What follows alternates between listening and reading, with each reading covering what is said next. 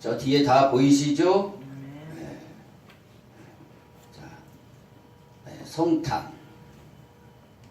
지난주에는 탄생으로 했는데 그 2탄이에요. 탄생이 있자 성탄. 거룩하신 분이 탄생하셨다 이거죠. 거룩하신 이 분이 지금으로부터 2000년 전에 탄생을 하셨는데 이것은 갑자기 예수님이 탄생하신 게 아니라 예언자들에 의해서 전부 예언되어져서 오신 것이 때가 되면 오신 겁니다. 갑자기 오신 게 아니에요. 그러므로서 오늘 이 말씀을 통해서 하나님께서 이 역사의 주관자라는 것을 다시 한번 보게 됩니다. 창조의 역사, 인류 역사, 또 생명공학적인 말씀의 역사가 아주 여기에 잘 새겨져 있어요. 이것을 알면은 성탄을 우리가 나와서 하나님 앞에 경배드리지 않을 수 없습니다. 이걸 모르기 때문에 우왕좌왕하는 것이죠. 이걸 정확하게 알면은요, 그냥 입이 벌어져서 다무러지지 않습니다. 이 역사성, 놀랍습니다. 자, 그러면 성탄절은 언제부터 이게 예언이 되었나 한번 보겠습니다.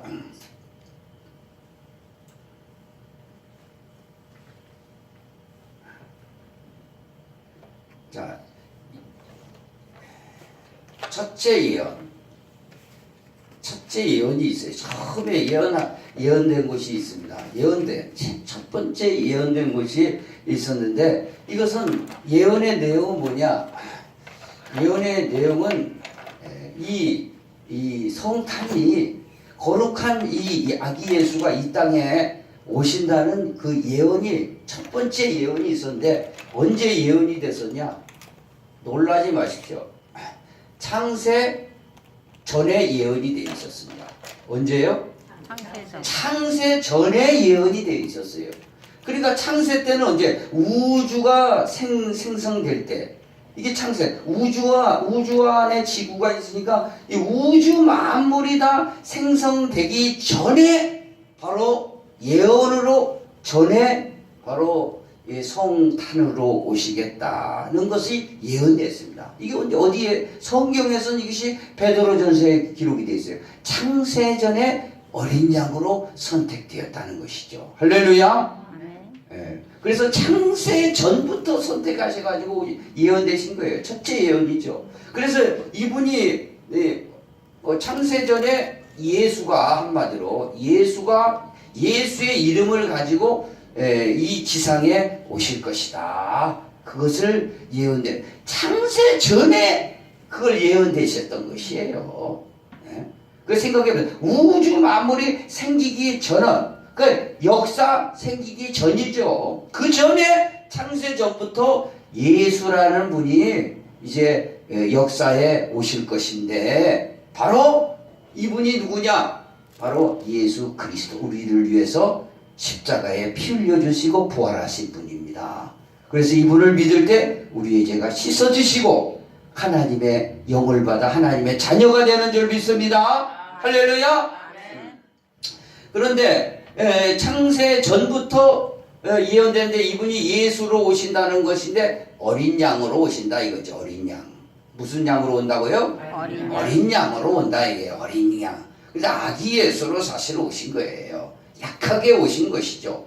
약하게 오셨다 이거예요. 어린 양이 약해요, 안 약해요? 양이요, 염소는 세요.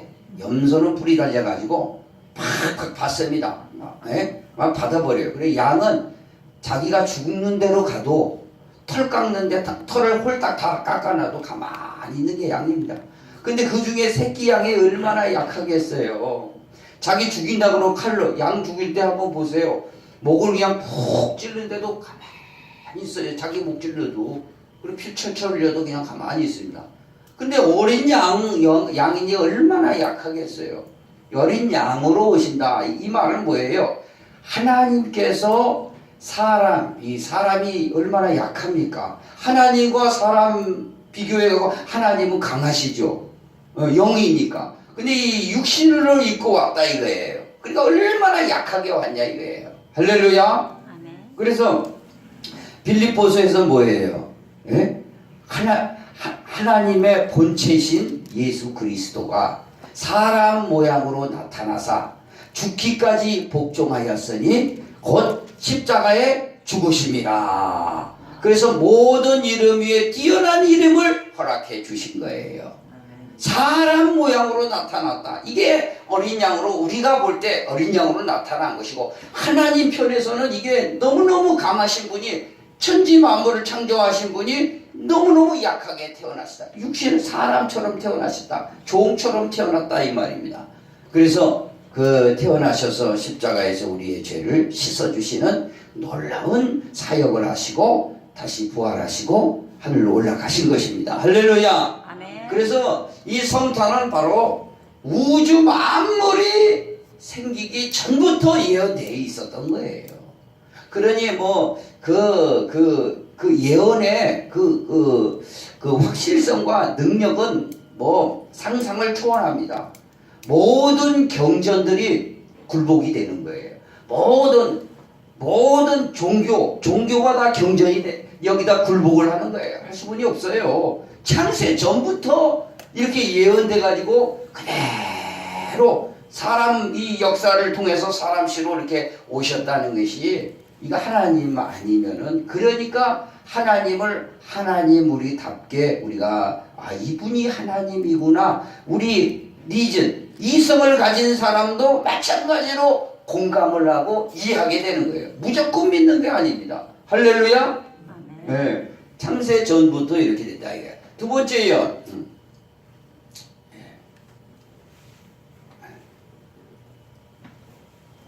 자, 두 번째 예언을 하셨다 이거죠. 두 번째 예언. 이 예언에 따라서 오신 것입니다. 예언에 따라. 언제 예언을 하셨냐? 이거는 이제 창조 시대. 무슨 시대요?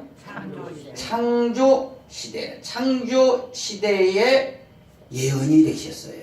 그러니까 창조 시대는 우주 만물이 다 생성되고, 지구가 생성되고, 사람이 만들어지고, 동물, 식물들이 다 만들어지는 그 창조 시대, 역사가 시작한 시대, 이 창조 시대에 예언을 하셨어요. 창조 시대에. 이때 오시진 않았잖아요. 초창기 때 창조 시대의 초창. 그래서 이 두 번째 예언을 하셔. 언제 예언을 하셨냐? 바로 최초의 인류의 시조 아담이 있습니다. 우리의 인류의 시조죠. 아담이 선악과를 따먹고 이 타락을 해버렸어요.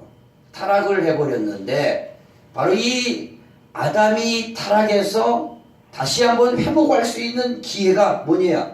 창세 전부터 예언된 이 어린 양이 와야 되는데, 그때는 말씀으로만 오시고 실제로는 오시진 않았다 이거죠. 바로 그래서 뭘로 온다? 성경에는 창세기 3장 15절에는 여자의 후손으로 온다 이거예요. 무슨 후손이요? 여자의 후손으로 온다. 여자의 후손으로 와서 아담을 타락시킨 그 장본인 마귀를, 그 원수라고 그럽니다. 원수의 머리를 박살내리라. 할렐루야. 그 여자의 후손하니까 이게 그냥 우리가 쉽게 말하면, 오늘 예수님은 동정녀를 통해서 처녀의 몸에서 잉태되었습니다. 그죠? 처녀의 몸에서 남자가 태어난 거예요. 그래서 어떻게 의학적으로, 생리학적으로 처녀의 몸에서 태어날 수 있겠는가? 그것은 바로 창조 시대에서부터 여자의 후손으로 태어난다는 거예요. 이것은 뭐예요? 자, 여자의 후손. 보통 우리는 남성과 여성이 있으면 결혼을 해가지고 자녀를 생산합니다. 그죠? 여자가 있고 남자가 있으면은 여자와 남자를 결합해서 자녀가 생산되는데, 마찬가지로 그래서 이 자녀를 무슨 후손이냐? 이거는 남자의 후손이에요. 남자의 후손이에요. 여자의 후손이 아니라 남자의 후손. 그래서 태어나면은 여자가 여씨예요. 그리고 남자는 남씨란 말이에요. 그러면 남씨성 가져요? 여씨성 가져요? 예? 자식은 남씨성 갖는다 이거예요. 남씨성 갖는다 이거예요. 남자의 씨라 이거예요. 남자의 씨라 이거야. 남자의 씨라야. 그런데 예수님은 마찬가지로 마리아가 있었고 여기가 요셉이 있었습니다. 그래서 결혼을 했는데 둘이 잠을 자기 전에 성령이 먼저 여기다 잉태를 하신 거예요. 성령이 잉태하신 거예요. 성령으로 잉태하셔가지고 태어나셨으니까 뭐예요? 예? 여자의 후손이, 남자의 후손이 아니라 여자의 후손이 된 거예요. 여자의 후손. 남자를 배제하고 여자의 후손이 된 거예요. 그래서 이 두 번째 예언에 따라 여자의 후손에 따라서 동정녀에서 처녀의 몸에서 태어났다 이 말씀입니다. 할렐루야. 그럼 왜 이런 절차를 밟아오냐? 바로 이 남자가 개입하면 이 시에서는 죄가 유전이 됩니다. 죄는 유전성이 있어서 유전이 돼요. 유전이 되기 때문에 예수가 죄를 씻어줄 수 있는 자격을 받을 수가 없는 겁니다. 그러면서 이 죄가 유전하지 않을 수 있는 것은 남자를 배격하고 여자의 몸에서 거룩한 성령으로 잉태해가지고 태어나셔야 바로 그분이 죄가 첫째 없고 또 이분이 진짜 인간의 생리적 현상을 떠나서 사람이 되으셨다는 것이지. 사람이 되으셨기 때문에 이분은 사람이시면서 참 하나님이시다는 것을 가르쳐 주시러 오신 것입니다. 할렐루야. 아멘. 그러므로서 제 창조 시대부터 여자의 후손으로 오신다 해서 오셨어요, 안 오셨어요? 이때로부터 그러니까 역사적으로 보면 4,000년 후에 4,000년 전에 이스라엘 땅 베들레헴에서 동정녀 마리아의 몸에서 10달 만에 태어나신 분을 천사의 예언대로 예수라 해서 뭐 자기 백성들을 죄에서 속죄하실 것을 말씀하셨다 이겁니다. 할렐루야. 그러니까 창조 시대부터 예언을 하신 것이니까 제2의 예언입니다. 이 예언에 따라서 오셨기 때문에 이걸 어떻게 바꿀 수가 있는 게 아니에요. 이건 바꿀 수가 있는 거예요. 진리는 변동이 없다. 아무리 진리 변동 없다. 얼마든지 바꿀 수 있어요. 인간의 머리로, 컴퓨터로 요즘. 그러나 이 역사성은 바꿀 수가 없는 겁니다. 그렇기 때문에 여기서 굴복하는 거예요. 이분이 하나님이시구나. 그렇기 때문에 굴복하는 것이죠. 그렇습니까? 안 그렇습니까? 네.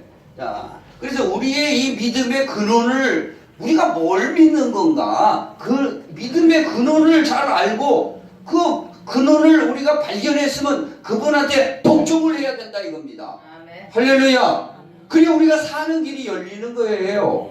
네. 자, 그러면은 두 번째 예언을 한번 세 번째 예언. 그러면 세 번째 예언에 따라서 이건 무조건 믿으라고 해가지고 믿어지면 참 좋겠는데. 안 믿어지면 어떤 사람 전도했더니 자기는 도대체 안 믿어진다는 거예요. 좋게는 생각하는데 안 믿어진다. 어떻게 할 거예요?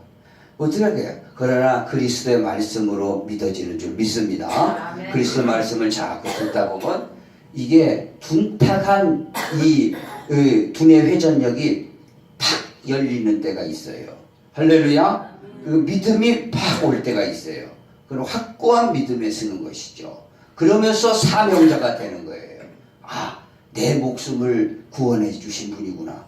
내 생명을 주신 분이구나. 내 생명을 주신 분을 영원히 따라가야겠다. 할렐루야. 영생을 주시는구나. 그렇게 하게 된다. 이게. 자, 세 번째 예언이 있었다. 이게. 세 번째 예언에 따라 오신 거예요. 지금은 오시지 않았죠. 요 세 번째 예언할 때. 그러나 세 번째 예언이라는 것은 앞으로 있어야 될 일을 미리 말하는 게 예언자 아니겠어요? 예언에 따라서 오죠. 그래서 세 번째 예언은 뭐냐? 제2 역사 시대. 제2 역사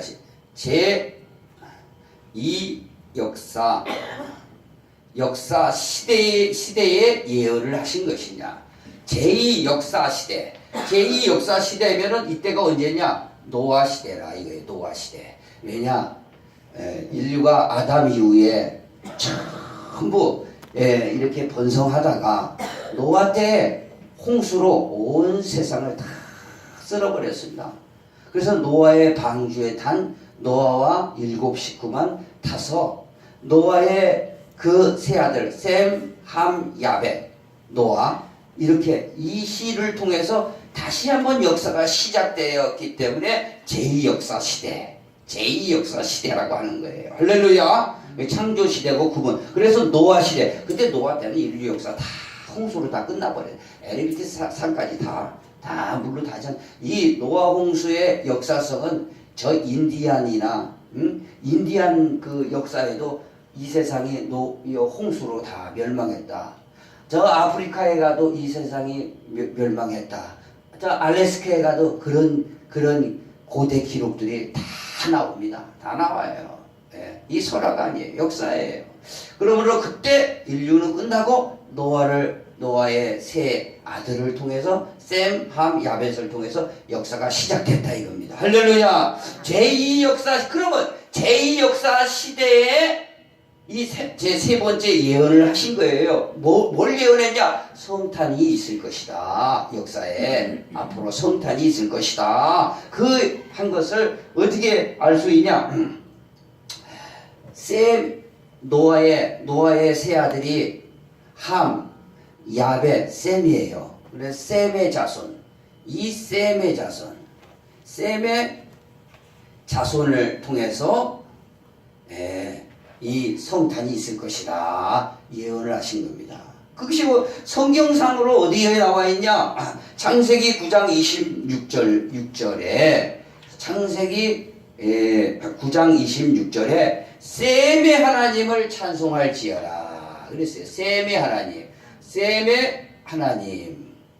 하나님을 찬송할지어다 하고 예언이 딱 있어요. 셈의 하나님을 찬송.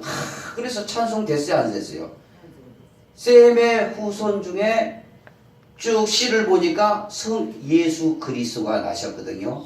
셈, 아브라함, 야곱, 그 다음에 이삭, 그 다음에 다윗, 그 다음에 천년 만에 예수 그리스도, 요셉의 아들 예수 그리스도로 그래가지고 오셨으니 셈의 후손. 그래서 셈의 하나님을 찬송할지어다. 그래서 세 번째 예언을 여기서 셈의 족보로 오는구나 알 수 있는 거예요. 그래서 여러분 한번 노아의 자식이 몇 사람이에요?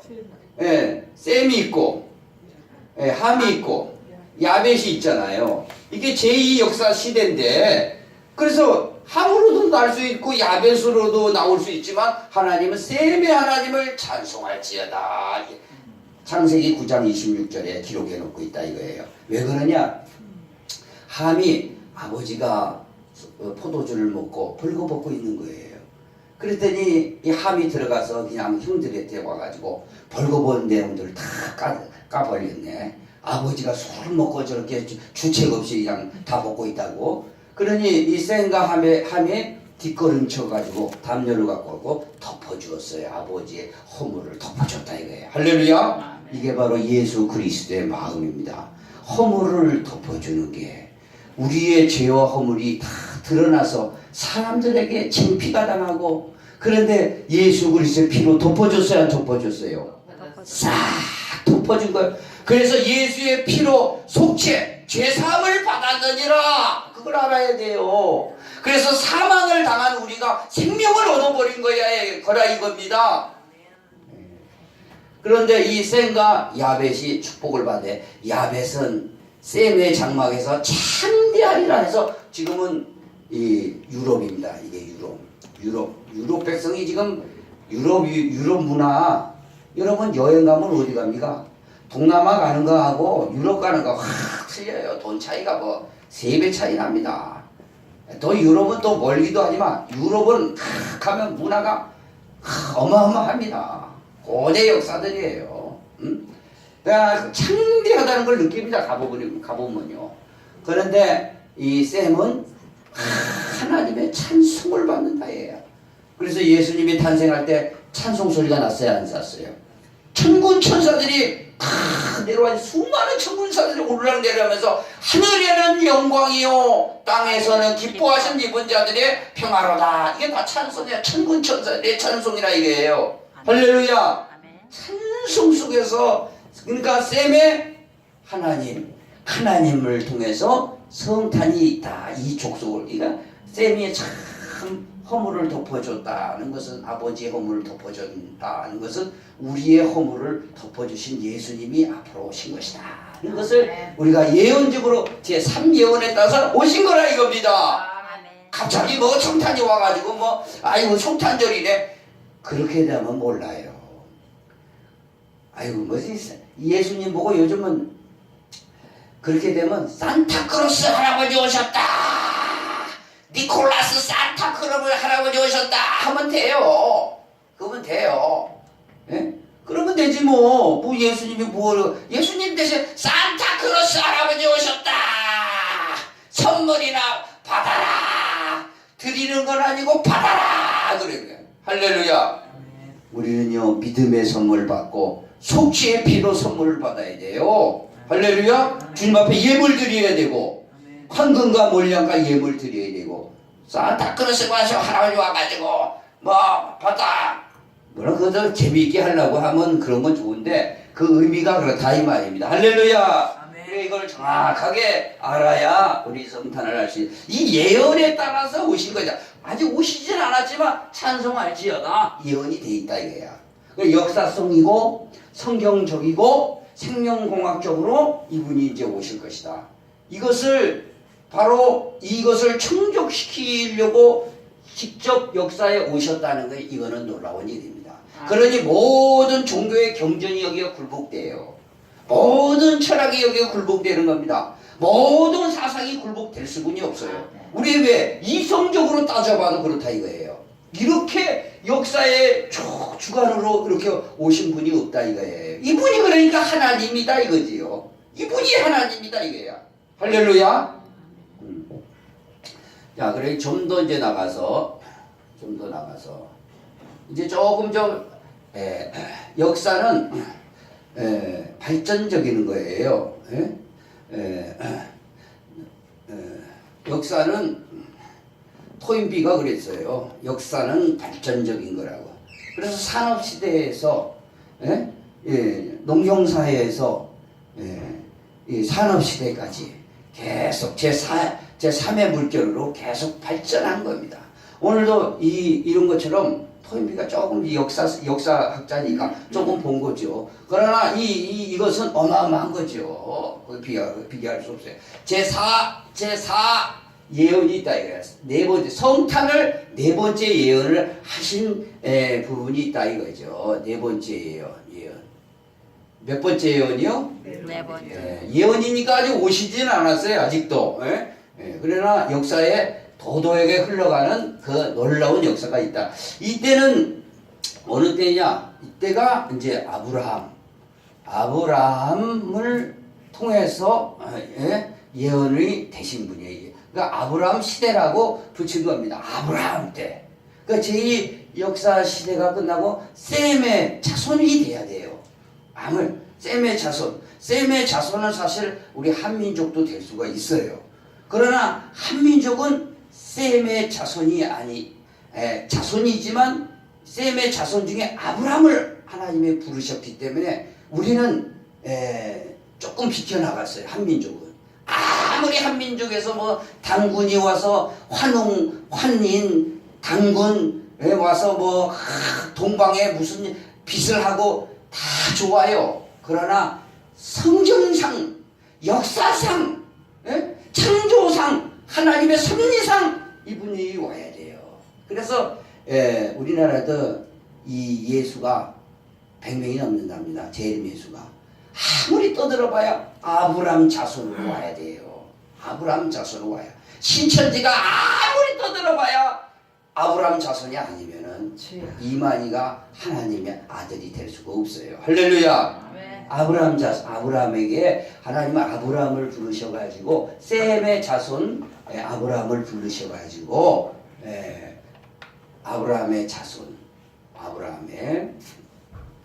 아브라함의 자손, 이 자손을 통하여서 온 세상이 복을 받는다 그랬어요. 그랬어요, 안 그랬어요? 예, 그래서 아브라함의 자손이 이제 여러 명이 아니라 갈라디아에서는 이 자손 딱 한 사람을 지칭한 것인데, 이것이 바로 아브라함의 자손 딱 한 사람인데 예수라 이거예요. 예수라. 그래서 다른 말로 말하면은 아브라함의 요 씨로 온다 이거예요. 씨예요.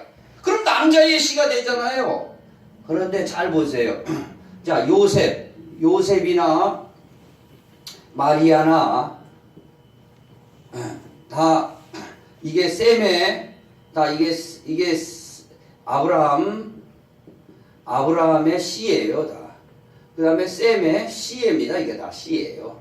그런데 그러면 아브라함의 씨에도 와야 되는데 그럼 남자 씨잖아요. 그러나 성령의 잉태를 먼저 하셨기 때문에 요셉은 의로운 사람이라 동침을 하지 않았어요. 아기를 낳기까지. 그러나 여자가 배제됐지만 명목상으로는 뭐예요? 결혼을 했기 때문에 요셉의 아들이라고 그러는 거예요. 요셉의 아들.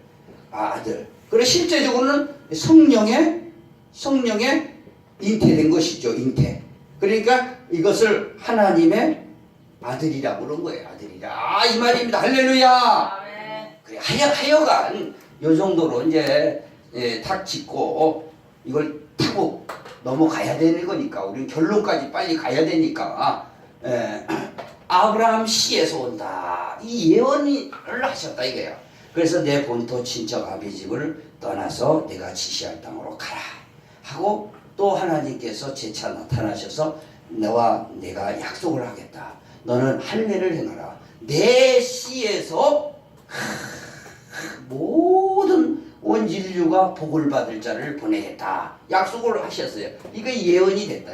아브라함을 통해서 예언을 하셨다 이거죠. 근데 그 씨가 누구냐? 그 씨가 아브라함이 중요한 것이 아니라 중요한 건 아브라함의 하나님의 섭리에 따라서 성탄.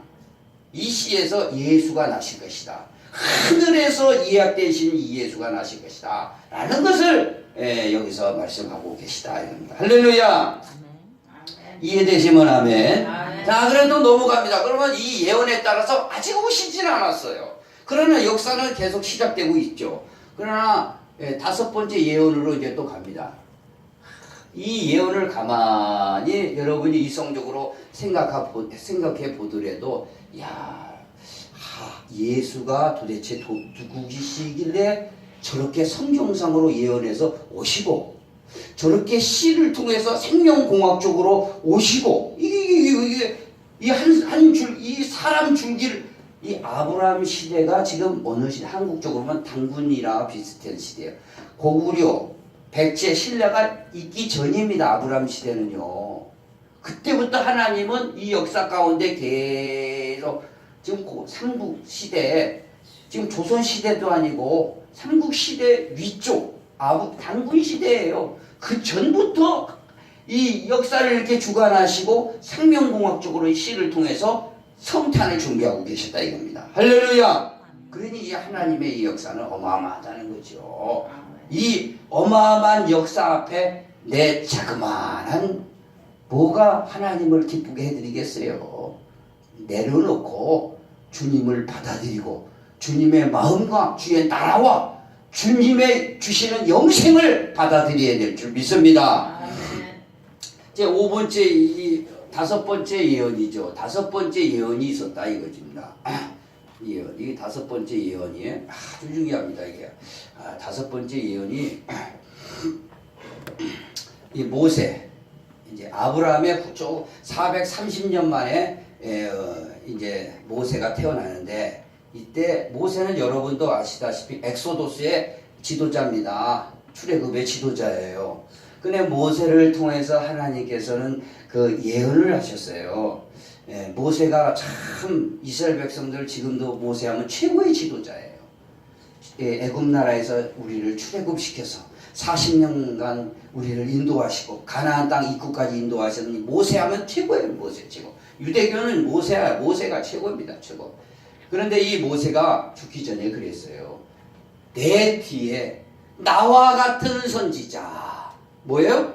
나와 같은 선지자가 오는데, 앞으로 선지자가 오는데 이 선지자의 말을 들어야 살고 말을 듣지 않으면은 다 멸망할 것이다.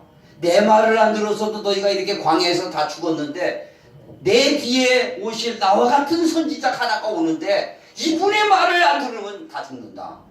이게 기록이 돼 있어요. 신명기 18장 19절에 나와 같은 선지자, 나와 같은 선지자, 나와 같은 선지자. 이 나와 같은 선지자가 앞으로 온다 이거예요. 그러니까 모세 시대에서 후로 나가서 1500년 후에 예수가 탄생한 거예요. 바로 나와 같은 선지자. 나와 같은 선지자. 베드로 설교에 재차 모세의 그 예언을 말씀하시면서 언급하시면서 모세가 그랬지 않냐. 우리의 선조 모세가 나와 같은 선지자가 오는데 이분의 말씀을 안 들으면 우리는 멸망한다고 모세가 그랬지 않냐. 그분 모세가 말했던 선지자가 오늘 이 성탄 예수다 이거예요. 예수다. 할렐루야. 예수가 태어나서 우리를 위해서 십자가에 죽으시고 부활하신 이분이다 이거예요. 나와 같은 선지자. 신명기 18장 19절에 이게 기록이 되어 있는 거예요. 모세가 이렇게 딱 예언해. 나와 같은 선지자. 그래서 1500년도 후에 성탄으로 오셨어요? 안 오셨어요? 나와 같은 선지자. 이분의 말을 들어야 돼요. 지금도요. 그래서 내가 여기서 하는 이유는 나와 같은 선지자, 모세가 말한 그 선지자 얘기를 하는 거예요. 그 선지자의 말을 안 들으면 죽거든요. 바로 그 선지자는 누구예요? 성탄이에요. 예수. 예수가 모세보다 월등히 뛰어나다고. 히브리서에는 모세는 집지는 사환으로서 봉사했지만 그 모세는 히브리서에서 집이 있었으면은 집에 사환으로 봉사해. 사환으로. 한마디로 예를 들은 거예요. 사환이 돼야 종으로 봉사했단 말이에요. 그런데 예수는 도대체 누구냐? 예수는 이 집을 지은 자다. 집을 지은 자. 그러니까 집은 뭐예요? 우리의 마음이요, 세상이요, 온 세상 우주 만물을 다 말할 이 지은 사람이 예수다. 예수다. 그러니까 모세하고 예수하고 잽이 되냐 이거예요. 그러니까 예수님이 변화산에서 기도할 때 얼굴이 변화되셔가지고 있는데 1500년에 죽은 모세가 영으로 나타나잖아요. 그리고 600년 전에 죽은 엘리야가 나타나서 예수와 대화를 하는데 당신이 이제 예루살렘에서 별세하실 것을 서로 말했을 때 베드로가 옆에 있다가 그것을 들고 기록해 놓은 거 아니겠어요? 마태 통해서. 할렐루야. 그러니 이게 뭐 어마어마한 이 세계죠. 이 어마어마한 영의 세계요, 성경의 세계요, 살아있는 세계요, 말씀의 세계래요. 그러니까 중요한